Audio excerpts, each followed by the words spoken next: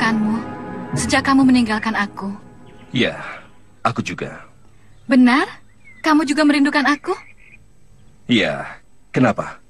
Kamu tidak percaya? Iya, sebab sejak kita berpisah, kamu tidak pernah memberi kabar apapun.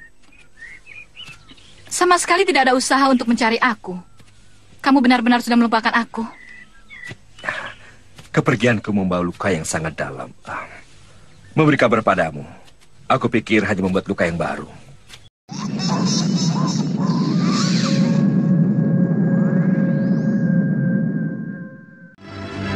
Tapi kalau aku pikir, terlalu lama juga tidak baik. Benar, Gusti.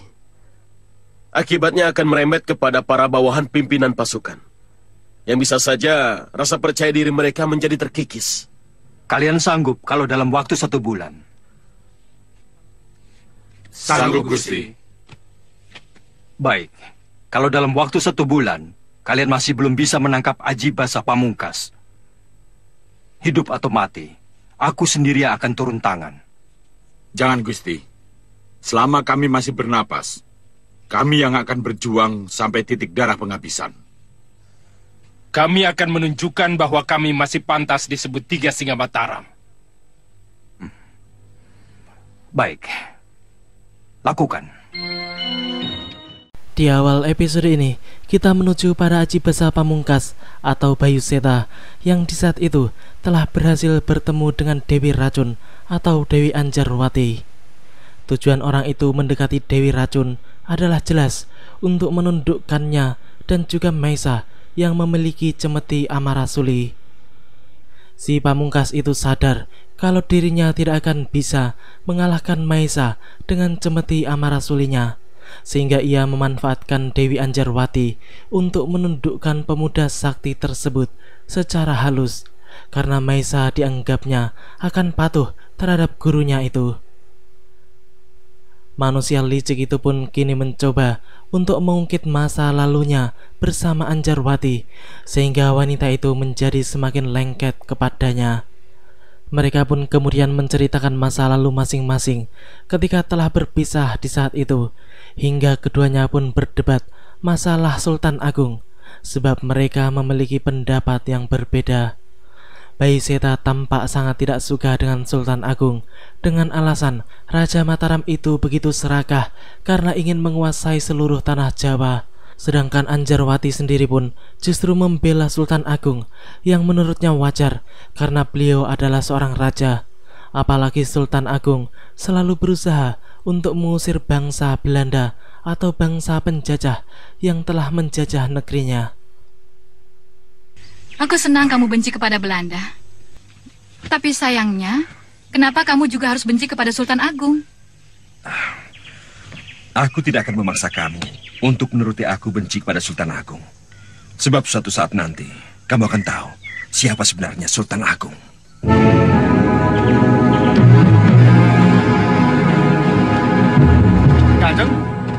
Kanjeng Petinggi. Tadi saya lihat Kanjeng berbicara dengan guru saya. Guru? Dewi Racun, dia guru saya. Oh ya? Ya. Dewi Racun guru kamu? Iya, di mana dia? Saya tidak tahu. Tadi saya hanya bicara sebentar, kemudian dia pergi begitu saja. Katanya ada seseorang yang ingin ketemu dengan dia. Kemana perginya? Tidak tahu. Soalnya aku langsung masuk ke pendopo, dan aku tidak melihat dia lagi. Ya.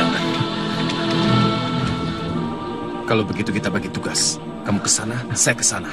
Ya? Ya. Aku dengar kau punya murid yang hebat. Muridku memang banyak, tapi yang hebat dia. Siapa namanya? Mahesa, Mahesa Jenar.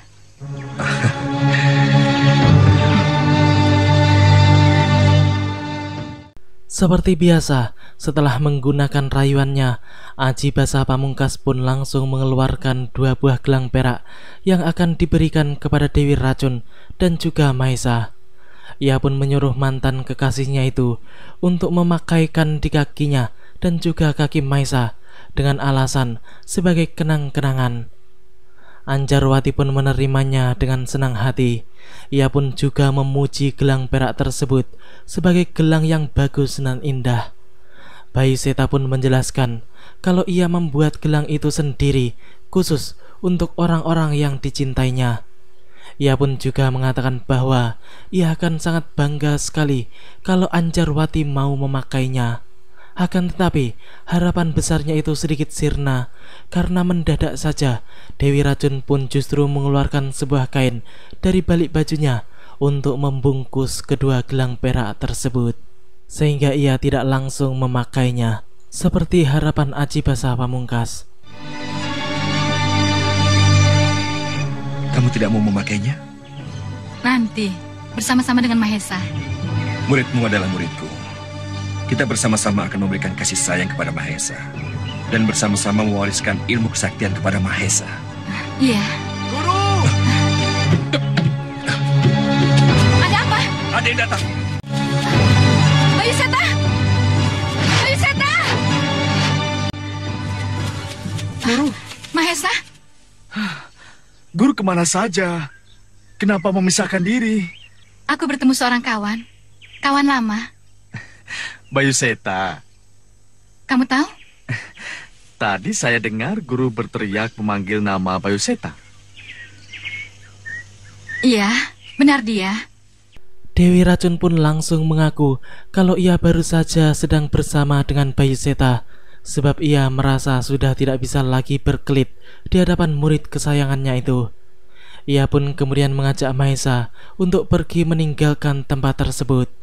Sedangkan Bagus Sajiwo yang juga sedang mencari keberadaan Dewi Racun pun kini justru bertemu dengan Wulandari yang ketika itu memang sengaja untuk menyusulnya ke Mataram, karena Rindi Antika yang selalu bersamanya kini sedang pulang kembali ke istana atas angin yang diserang oleh siluman-siluman murid Mak Lampir.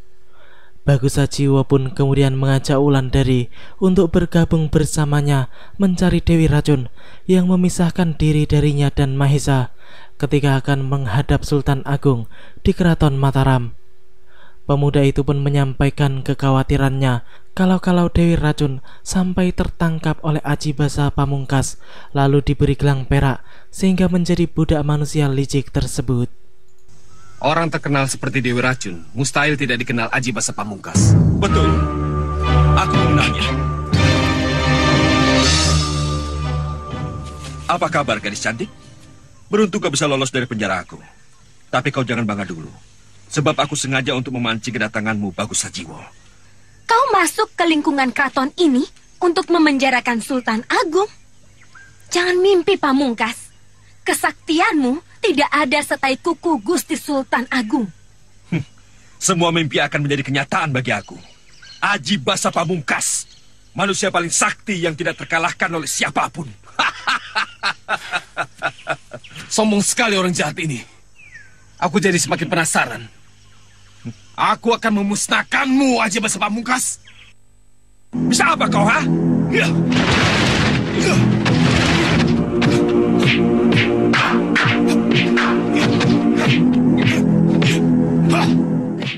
Ya, akhirnya kini pertarungan sengit pun terjadi di antara dua pendekar sakti pilih tanding tersebut. Memang sudah lama Bagus Sajiwo ingin sekali bertarung melawan manusia sok paling sakti itu, 1 lawan 1, karena ia sangat penasaran seberapa sakti sebenarnya orang yang bernama Aji Basa Pamungkas tersebut. Kini ia pun telah membuktikan sendiri tanpa campur tangan orang lain. Wulandari yang melihatnya pun tampak sangat khawatir dengan pemuda kawannya itu, sebab ia tahu bahwa Aji Basa Pamungkas sangatlah hebat dan tidak bisa dianggap main-main.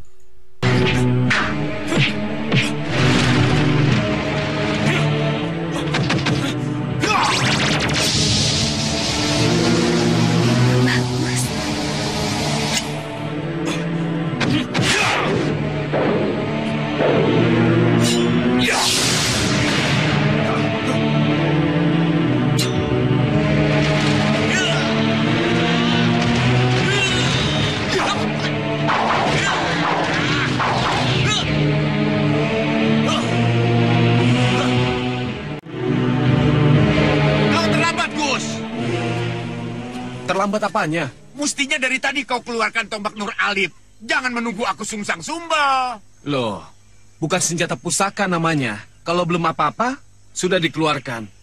Kalau terpaksa, baru dikeluarkan. Iya. Iya juga. Kedatangan Kalagundang membuat si Lici Aji Basa Pamungkas kabur, sebab ia tahu akan sulit menghadapi dua pendekar itu sekaligus. Bagusa Jiwo pun mengajak keduanya untuk mencari Dewi Racun. Namun Kalagundang pun kemudian memberitahukan kalau Maisa sudah menemukan Dewi Racun dalam keadaan selamat, tak kurang satu apapun. Mereka berdua pun kini telah berada di penginapan. Ketiganya pun kemudian segera menuju penginapan Maisa dan Dewi Racun. Kini kita menuju para Mak Lampir yang di saat itu sedang melakukan pertemuan dengan Nyi Roro Kidul. Ia pun bertanya kepada Ratu Laut Selatan itu tentang gelang Aji Basa Pamungkas yang sampai saat ini masih dipakainya. Ia ingin bebas dari belenggu gelang perak tersebut dan tidak ingin menjadi budak Aji Basa Pamungkas berkepanjangan. Agar hamba bisa menghancurkan gelang perak yang membelenggu dan melemahkan semua kesaktian dan kekuatan hamba sehingga hamba menjadi lemah lahir dan batin. Aku tidak pernah memberikan gelang perak kepada Aji Basa Pamungkas. Dan aku juga tidak pernah memberikan ilmu yang bisa menciptakan gelang perak yang bisa menundukkan semua orang. Aji Basa Pamungkas mendapatkannya dari warisan gurunya, Kidadu Kumalasuti. Kidadu Kumalasuti? Kalau kau ingin memusnahkan gelang perak ciptaan Aji Basa Pamungkas, kau harus bertapa di kuburan Kidadu Kumalasuti 40 hari 40 malam. Hanya itu petunjukku. Kini kita menuju pada Raden Samba yang di saat itu sedang berada di sebuah rumah milik Kidayun yang merupakan sebangsa siluman rubah. Sebagaimana yang telah diketahui bahwa Raden Samba yang ketika itu sedang pingsan dan terluka di tengah hutan ditemukan oleh putrinya yang bernama Puspa, lalu dibawa ke pondoknya untuk diobati. Kini Raden Samba pun sudah pulih kembali dan gadis putra Pak Dayun itu pun menyukainya serta ingin segera menikah dengan pemuda tersebut. Akan tetapi Raden Samba pun menolaknya karena ia sedang terkena sihir Sarpa Kenaka. Lalu Kidayun pun menjelaskan kalau sebenarnya mereka itu bukanlah bangsa manusia, melainkan dari bangsa siluman rubah. Mengetahui hal itu, Raden Samba pun langsung terkejut bukan main sampai pingsan karena ia syok setelah mendengar bahwa orang-orang yang menolongnya selama ini ternyata adalah bangsa siluman.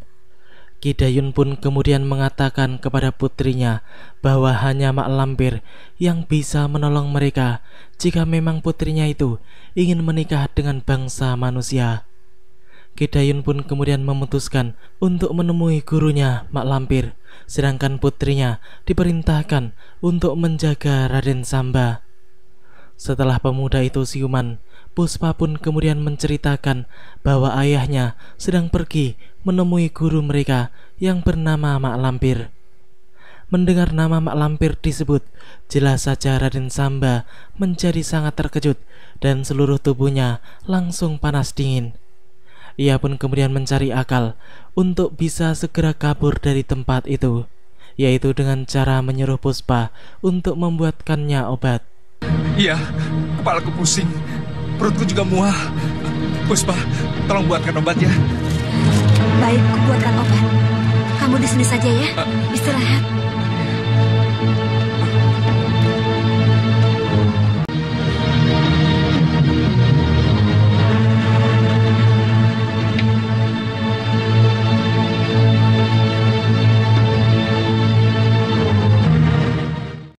Nyi Roro Kidul menemuiku. Berhasil, Nek? Iya, berhasil. Tapi berat. Berat sekali. Berat sekali bagaimana, Nek? Untuk memusnahkan gelang perak itu, aku harus bertapa selama 40 hari 40 malam di kuburan Kidadu Kumalasuti. Gurunya Aji Basa Pamungkas. Aku akan menemui Endang Cuwiri. Dia pasti akan memberikan petunjuk padaku. Manusia? Iya, dia terkena sihir Sarpakanaka. Apa itu? Sihir ular. Siapa namanya? Raden Samba. Hah? Ini yang aku cari.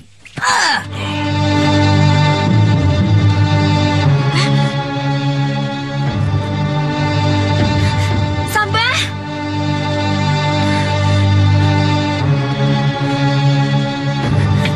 Samba! Raden Samba! Ayah! Mana Raden Samba? Mana? Guru! Mana Raden Samba? Ya, secara kebetulan Raden Samba telah pergi dari tempat itu, sehingga kini Mak Lampir yang mencarinya pun sudah tidak menemukan pemuda itu lagi di rumah Ki Dayun. Puspa sendiri sedang bingung karena Raden Samba telah menghilang ketika ia kembali dari membuatkan obat untuk pemuda tersebut. Mak Lampir pun tampak sangat marah terhadap Ki Dayun dan putrinya. Ia pun kemudian menyuruh Grandong untuk mengejar Raden Samba. Raden Samba yang kabur kini tengah berada di sebuah ladang yang sedang digarap oleh beberapa orang lelaki. Ia pun kemudian ditemui oleh salah seorang lelaki yang menawarkannya tempat persembunyian, karena lelaki itu melihat gelagat Raden Samba yang tidak ingin dilihat oleh banyak orang. Setelah menyetujuinya, Raden Samba pun diajak oleh orang itu menuju ke suatu tempat yang sebenarnya tempat itu adalah rumah Istana Siluman Rubah yang menjadi tempat Mak Lampir bersembunyi dari Aji Basa Pamungkas. Mak Lampir yang melihat Raden Samba dengan paso benggalanya pun tampak sangat senang, sebab pemuda itu ternyata malah masuk ke dalam markasnya sendiri. Buka pintunya. Pintu apa, Guru? Pintu kamar Raden Samba. Tidak saya kunci, Guru. Dia sendiri yang menguncinya dari dalam. Buka dengan caramu.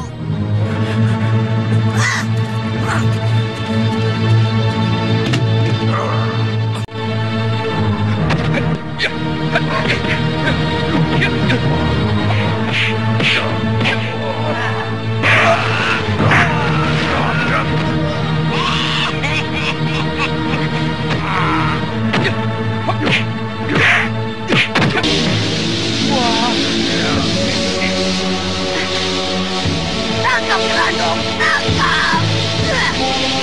Kalian tidak tahu Raden Samba sangat berharga bagi kami. Grandong, bawa Raden Samba ke pengalasan. Baik, Nek.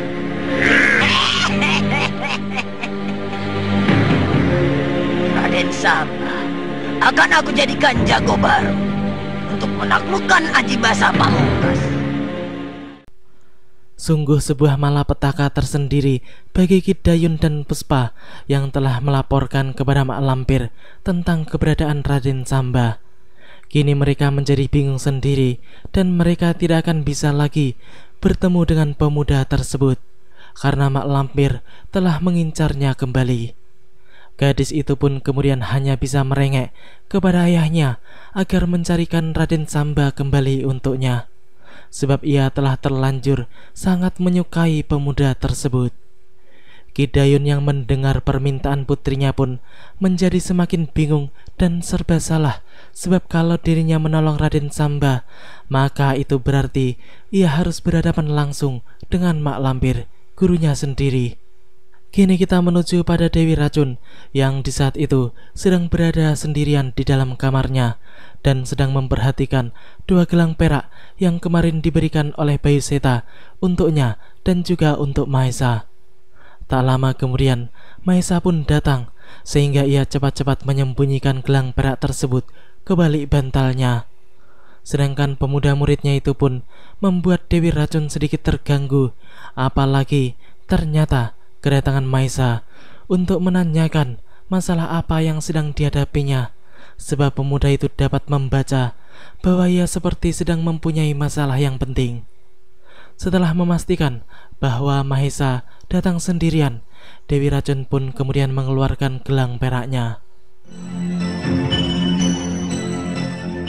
Pakailah, pakai di pergelangan kakimu. Dari mana guru mendapatkan gelang perak ini? Kamu tidak perlu tahu. Saya harus tahu, Guru. Kau berani berkata seperti itu padaku, Mahesa?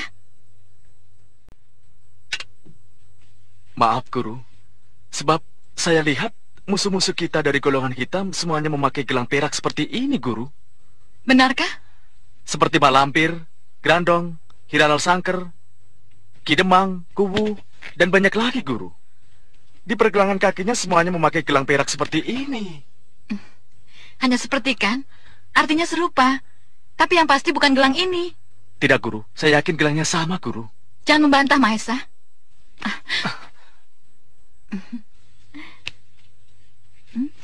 Jangan, Guru. Kamu jangan mengecewakan aku, Mahesa.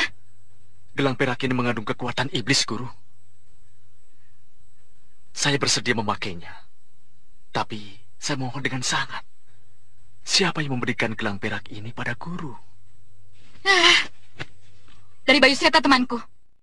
Mahesa memang cerdas. Ia tidak mau memakai gelang perak tersebut sebelum jelas dari mana gelang itu berasal.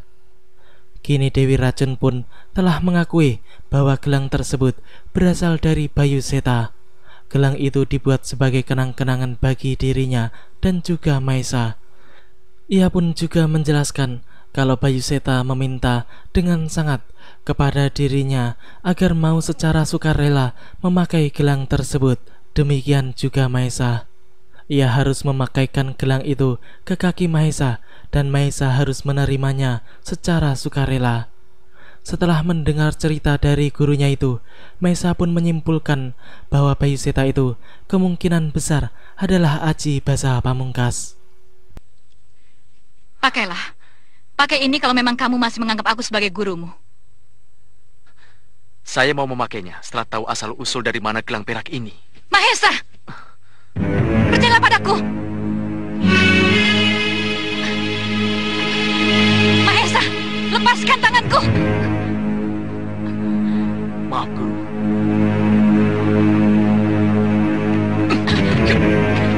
Mahesa! Ya, tindakan yang dilakukan Mahesa memang sangat tepat. Semua itu dilakukannya untuk menyelamatkan gurunya sendiri. Kini ia pun kabur membawa 2 gelang perak tersebut. Dewi Racun yang melihat semua itu pun langsung marah dan berusaha mengejarnya. Ia pun sudah berkali-kali memanggil Mahesa, namun pemuda itu terus berlari tanpa menghiraukannya. Di sisi lain, tampak Bagusat Jiwo, Kalagondang dan Wulandari yang sedang berjalan menuju tempat penginapan Mahesa.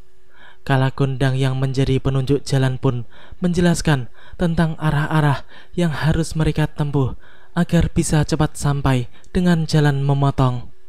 Di tengah pembicaraan mereka, mendadak saja mereka pun melihat Mahesa yang sedang berlari-lari ke arah mereka. Sepertinya ada yang sedang mengejar pemuda tersebut.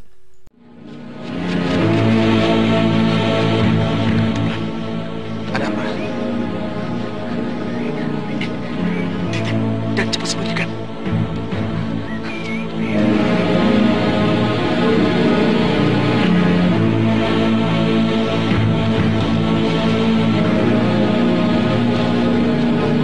Sedang apa mereka? Guru dan murid kejar-kejaran seperti anak kecil, main petak umpet. Yang perempuan itu siapa? Itu Dewi Racun, gurunya. Gurunya? Kok berkelahi? Maka dari itu, aku jadi bingung. Apa mungkin cuma latihan? Bisa jadi. Sebab Dewi Racun kalau melatih muridnya, tidak pernah main-main. Seperti bertarung sungguhan. Makanya tidak sedikit muridnya yang jadi pendekar hebat. Penjelasan Kalagondang membuat Bagusat Jiwo merasa tenang. Ia pun kemudian mengajak kedua kawannya itu untuk segera meninggalkan tempat tersebut, karena Mahesa dan gurunya itu dianggap sedang berlatih ilmu kanuragan. Wulandari pun demikian. Ia pun setuju dengan gagasan Bagusat Jiwo karena ia telah sangat capek setelah berjalan sangat jauh. Akhirnya ketiganya pun meninggalkan tempat tersebut. Sedangkan ketika itu mendadak ada banyak petani yang menonton pertarungan Mahesa dan Dewi Racun.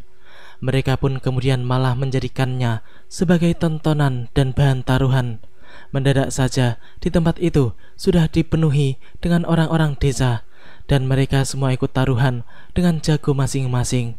Ada yang memilih Maesa dan ada juga yang memilih Dewi Racun. Akhirnya mereka pun bersorak-sorak meneriaki jagonya masing-masing agar bisa memenangkan pertarungan tersebut. Ketika itu pertarungan masih berlangsung sangat sengit. Namun kelihatan jelas kalau Mahesa hanya ingin melindungi diri dari serangan gurunya. Lalu ia pun kembali berlari dan mengetahui kalau dirinya sedang menjadi bahan taruhan. Hal itulah yang kemudian membuat mereka menghentikan pertarungannya. Bubar! Bubar!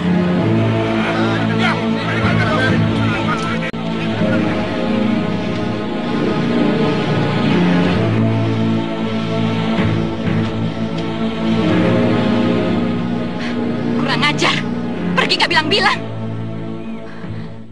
Gus, apa yang dititipkan Maesa? Sepertinya aku pernah tahu benda itu.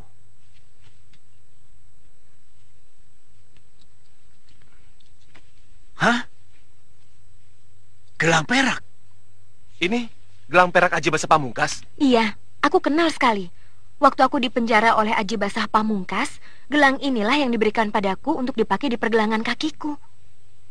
Tapi bagaimana Maesa bisa mendapatkan gelang perak berbahaya ini? Dari mana lagi? Pasti dari Aji Basah Pamungkas. Iya, tapi maksudku, bagaimana dia bisa mendapatkannya? Mencuri. Mencuri? Iya, Maesa itu anak yang cerdik dan pintar. Dia mencuri benda ini tanpa diketahui oleh Aji Basah Pamungkas. Kalau dugaanku, melalui pertempuran. Mahesa punya senjata rahasia, warisan ayahnya, cemeti amal rasuli. Kala Gondang dan Wulandari pun memiliki pendapat yang berbeda tentang bagaimana kira-kira cara Mahesa mendapatkan gelang perak tersebut. Bagus Sajiwo pun kemudian mengatakan bahwa yang terpenting bagi mereka di saat itu adalah melaporkan tentang adanya benda tersebut kepada Pangeran Purbaya, sebab benda itu bukanlah main-main. Benda itu merupakan sumber biang keladi dari timbulnya kekacauan di mana-mana akibat sepak terjang Aji Basah Pamungkas yang menyebarkan gelang perak tersebut untuk menghimpun pengikutnya. Di saat itu juga mereka pun langsung menghadap 3 singa Mataram di setinggil keraton. Pangeran Purbaya pun tampak tengah memegang dan memperhatikan benda tersebut. Hebat sekali. Mahesa bisa merebut ini dari Aji Basah Pamungkas. Benar. Semua orang-orang sakti berpikir 2 kali untuk menghadapi Aji Basah Pamungkas. Iya. Tapi Mahesa justru bisa menundukkannya. Berarti kita sudah mendapatkan orang yang bisa mengalahkan Aji Basah Pamungkas, yang katanya tidak bisa dikalahkan oleh siapapun. Inilah yang dimaksud oleh Kiai Ageng Jumantoro, bahwa sekarang kita sudah menemukan jagoan yang ternyata Mahesa. Daulat Kanjeng Pangeran? Mahesa, kami sedang membicarakan gelang perak ini. Kamu mendapatkan ini dari Aji Basah Pamungkas atau dari anak buahnya? Kamu orangnya, lalu kamu ambil gelang peraknya. Atau mungkin diberi. Mahesa yang hendak menjawab pertanyaan Pangeran Purbaya dan Temunggung Wiralaga pun menjadi urung karena Temunggung Alap-Alap kembali memotong pembicaraan tersebut. Ia pun bertanya apakah mungkin Mahesa diberi gelang perak tersebut, sebab yang ia dengar bahwa Aji Basah Pamungkas selalu memberikan gelang peraknya kepada orang yang mau dijadikannya budak untuk kemudian dipakai secara sukarela. Ketika Mahesa baru saja menjawab tidak, mendadak saja Dewi Racun pun muncul, sehingga membuat Mahesa cukup terkejut, sebab ternyata gurunya itu mengejar dirinya sampai ke tempat tersebut. Dengan adanya keberadaan gurunya di tempat itu, maka tidak mungkin bagi Mahesa untuk menjawab dengan jujur bahwa dari gurunya lah dirinya mendapatkan gelang perak tersebut. Oleh karena itu, terpaksa ia berbohong kepada semuanya, semata-mata untuk melindungi gurunya.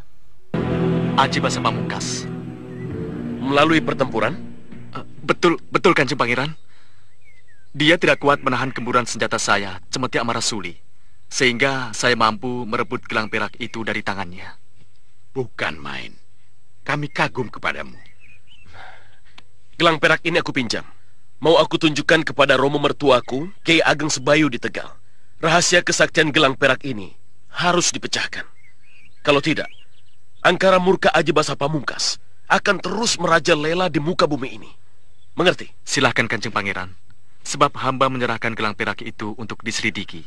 Mudah-mudahan Kiai Ageng Sebayu bisa membongkar rahasia gelang perak ini. Saya yakin dengan ketajaman batinnya yang sudah mencapai tahapan sidik peninggal, Kiai Ageng Sebayu akan bisa membongkar rahasia gelang perak. Demikianlah alur cerita di episode kali ini. Nantikan kelanjutan kisahnya di episode yang akan datang. Terima kasih bagi teman-teman semua yang udah mau nonton.